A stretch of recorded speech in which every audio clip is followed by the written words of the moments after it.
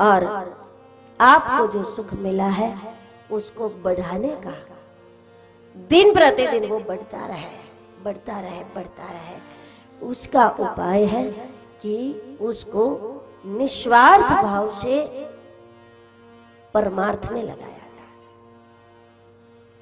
परमार्थ में आपके पास जो धन है, मौके पर वो सुख आपकी मदद नहीं करता, मौके पर वो सुख आपकी मदद करता है जो आपने कभी कहीं परोपकार में लगाया है। वो मौके पर पहले ही आपको ऐसा लगे कि घर में जो अन्न भरा है हम उसी का आटा बना करके हम रोटी खा रहे हैं, उसी का आटा बना के रोटी खा, जो अभी अभी भरा है उसी का आटा बना के पा रहे हैं। लेकिन वास्तविकता ये नहीं है। वास्तविकता ये है कि आज आप जो रोटी खा रहे हैं वो आपने पहले कभी खिलाई है, वो रोटी आज खा रहे हैं, कभी खिलाई है, उसका परिपक्व होने का समय हुआ, पहले कभी आपने किया है, वो आज आपको, अगर वो पहले आपने किया नहीं होता तो आज घर में भरा हुआ होता, तब भी डॉक्टर मना करते थे। कोई भी कारण, कोई भी निमित्त, तो कोई भी घटना होगी, लेकिन आप पा नहीं सकोगे, भरा हुआ हो तब भी कोई न कोई कारण हो जाएगा कि आप नहीं पा, या तो फिर आप नाराज होकर कहोगे आज तो खाना ही नहीं, गुस्सा करोगे नहीं खाना, या फिर आपको समय नहीं मिला दिन भर, जो घटना जो हो, निमित्त जो हो। लेकिन अगर आप आज पाते हैं तो आज जो पा रहे हैं वो पहले आपने किसी को कराया है, वही आज पा रहा है। इसलिए सुख को बढ़ाने का उपाय परोपकार है, परमार्थ है, लेकिन कैसे? निस्वार्थ भाव से। उस दृष्टि से आपको नहीं करना है कि आज मैं खिलाऊं तो कल मुझे मिल जाए, परसों मुझे, आगे मुझे मिल जाए। आप निस्वार्थ रहो, तब भी जो करोगे उसका परिणाम तो मिलेगा ही मिलेगा। इसलिए हमें भविष्य में प्राप्त करने की वृत्ति से भी नहीं करना है। देखो, भविष्य में आपको मिले, इसके लिए आज आप परमार्थ करोगे तो क्या होगा? तो आपको भविष्य में मिलेगा। चलो,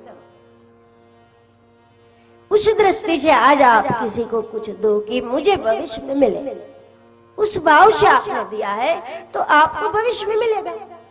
चलो, लेकिन भविष्य में मिले न मिले इसकी कोई परवाह किए बिना प्रभु ने मुझे दिया है और इसका सदुपयोग मुझे करना है, ऐसा समझ करके आप करोगे। इससे क्या होगा? इससे आपने जो दिया है तो भविष्य में आपको मिलेगा तो जरूर, लेकिन एक दूसरी वस्तु मिलेगी, दूसरी एक वस्तु मिलेगी।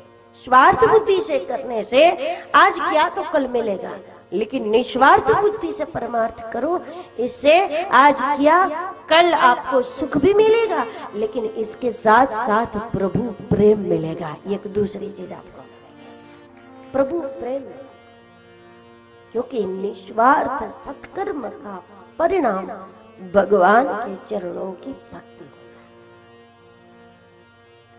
है। जिसको भी भक्ति मिली, कहां से मिली? भक्ति कैसे मिली? भाव कैसे मिला? भगवान के चरणों में एक का अनुराग है, दूसरे का नहीं है। क्यों? जिसका अनुराग है ईश्वर के चरणों में, उसने ऐसी कौन सी दवाई ली, कौन सी टेबलेट खाई कि वो दवाई लेने से उसका भगवान से अनुराग हो गया, प्रभु से प्रेम हो गया? कैसे होता है? ईश्वर से प्रेम उसका होता है जिसने निस्वार्थ सत्कर्म किया हो। और जब निस्वार्थ आप परोपकार का काम, दूसरों की मदद, जब निस्वार्थ भाव से करोगे तो इससे जो बोया वो तो उगेगा ही, आपकी मर्जी हो न हो, लेकिन जो बोया है वो तो मिलेगा ही।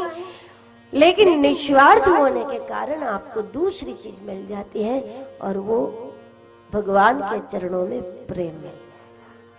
और प्रभु के चरणों में प्रेम मिल जाएगा तो परिणाम में आपके पास दोनों वस्तु होगी, आपके पास संपत्ति भी होगी और श्याम भी होगा, भक्ति भी होगी और भोग भी होगा, दोनों चीज मिल जाएगी। आपके पास अपार वैभव होगा और उसके साथ साथ अपार वैराग्य भी होगा। और अतिशय वैराग्यवान व्यक्ति के पास जब अतिशय वैभव होता है तो उस वैभव से वो क्या करेगा? वो तो कितना लूटाएगा, कितने यज्ञ करेगा, कितना सत्कर्म करेगा, कितना धर्म करेगा, उसकी हर चीज, उसकी हर क्षण, उसका पूरा जीवन निरंतर परमार्थ में लग जाएगा, क्योंकि वैभव में भी कोई कमी नहीं और वैराग में भी कोई कमी नहीं। जब वैराग में कमी नहीं है तो उसको तो कुछ चाहिए ही नहीं, उसकी अपनी कोई आवश्यकता नहीं होती। और वैभव में कोई कमी नहीं तो फिर वो कितना लूटाएगा।